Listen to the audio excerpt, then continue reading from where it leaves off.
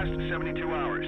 There have even been reported sightings of Alex Mercer, the man largely acknowledged as the cause of the... Put mommy on, okay? Okay, good night, Daddy. Jimmy, I'm worried here. Hey, I need you to try and relax. Every time I look out the window, I see Black Watch. Honey, Black Watch are specialists. This is what they do. Now, what they told you? They told everyone our neighborhood was safe. They said to just stay put, don't go causing any panic. Well, then just stay put and don't go causing any panic, all right? I'll be there tomorrow night. Radical's first try at making an open-world superhero game was the first prototype, which was unfortunately released right around the same time as the PS3 exclusive Infamous. And to a lot of people, Prototype was the inferior game. Yeah. Nonetheless, there's now a sequel to Prototype, and you've been playing it. Yes, and I gotta say, it's not the case anymore, it being an inferior product like that. I think the first one had some good mechanics. It was actually fun to play. I agree. But it was so vast. It had so much crap. I mean, it had flat textures, and the whole of New York City was basically yellow caps and these Lego buildings. And this red virus that just infected everything, made the screen completely red. Yes. Yeah. The second one is a huge improvement in basically everything. Okay, so let's start out with the basics, the gameplay itself. Does it play more smoothly? Because that was probably the best part about the first game, that it actually allowed you to just go crazy. You can still do that, absolutely. But they have fixed a lot of smaller issues, or for some it was huge issues, like the camera. It's much better now. The people in the game feels much more alive. The buildings look better. You've got a lot of new moves, but everything is still, you know, that whole destructible, fun, crazy, insane gore fest. But now it's just got a framework that really works. Okay, so we're still talking open world. We're still talking just insane superpowers. Your new character this time around, right? Yeah. You are James Heller, and he's really pissed off because apparently Alex Mercer killed his wife and daughter, and it's not really the story you're playing this game for. No, I take it's it. not, and it's basically I don't know if you're going to need a lot of beeps now, but it's basically some military guys saying, "Okay, we need to unfuck this situation, sir," and it's over. Roger that, Viper. Okay, fuck, knees on the line, papers are mine. Come on. Captain, this place reeks. Permission to disinfect. Yep, I come to that. Hey, where are you going? Hey, are you hard of hearing? I said knees on the line, bro. it deserves that 18 plus marking it's got. Because it's a lot of gore, it's a lot of blood, it's violent, and it's a lot of swearing, and not so much the story really. Okay, so ignoring the story, I think you talked about this game being like 30 hours long or so, or at least. Well, that is if you're going to sort of put an effort into getting you know the black boxes and stuff like that. Black boxes is basically like the orbs in Crackdown. Woo! But these are you know the new cheap way of doing a bit of story, like you know it's sound recordings and people are saying something and then you're supposed to think, wow, that's the extension of the story. Yeah. But what do you do? What let's go through a typical mission in Prototype 2. If it would be basically, I think it would be easier to say that in GTA you got the whole okay, you can do everything you want to, and you've got a family to take care of, or friends, or you need to go bowling or steal a car or something. In Crackdown it's just going vertical, and in this game it's a bit like being a insane version of Sam Fisher.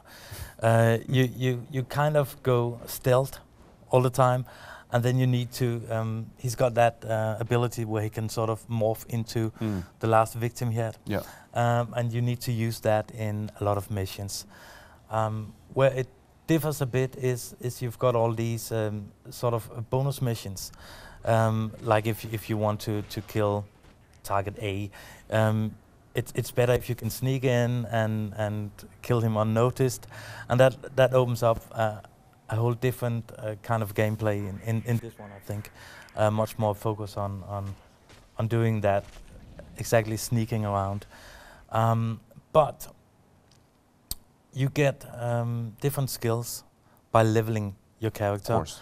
But you also get it by killing certain victims.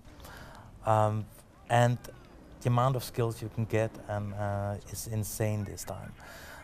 Basically, you've got a small part of this called mutations, and I think it was like 30 plus different abilities in there. That you can level up yes. each one. Oh, wow. And I mean, you even get to, if you want to, you can summon some kind of warlock hellhounds later on. So they've done a lot of new stuff. What I do like is I normally hate blood in games. I hate the gore fest. But he's got so many absurd ways of killing people that I just love that part. You know, infecting a victim, going like, and then seeing them turn into kind of a biobomb, where you've got these tentacles growing out of them, and just catching anything around them and pulling it. So suddenly you've got that guy standing there screaming, and then you've got a taxi and part of a wall smashing him. Okay. It just looks awesome, and that kind of goes into what we started this review with, that technically the first game was really, really bad. Yeah. But it sure seems like in the sequel that they have upped everything when it comes to production values. They have. You still got that kind of foggy feeling when you know you're standing on top of a skyscraper and looking out. The draw distance isn't that good, but everything else is perfect, and they're using some really nifty tricks to sort of make you think it looks even better than it does. Like you've got great reflections in the windows and stuff like that, but if you actually take a look at the windows, you can see the reflection in the window isn't the stuff behind you.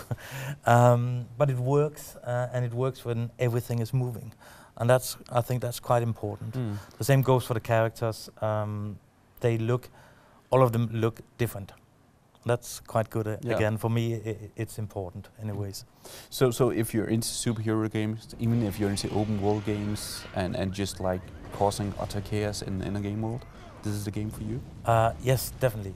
I would say if you like to cause chaos, it's perfect. I know a lot of people will say, okay, it's got a crappy story or details like that, and if that's what you're after, perhaps you're better off with another game. But I gotta say, the first 2/3 of the game are basically centered around desperation, and you're seeing all these people trying to avoid being hit by the virus. And the last third of the game is set in another zone, and it feels like a different game. It's basically, you've got this zone and everyone is infected.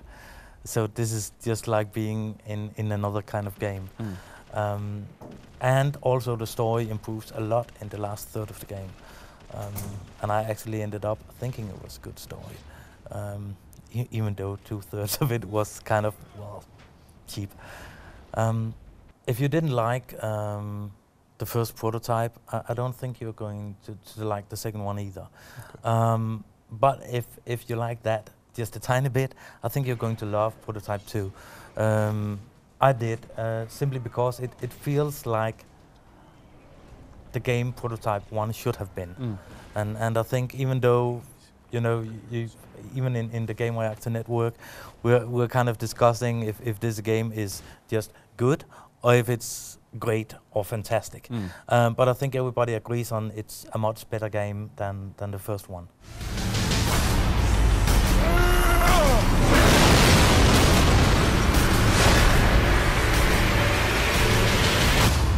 Mercer!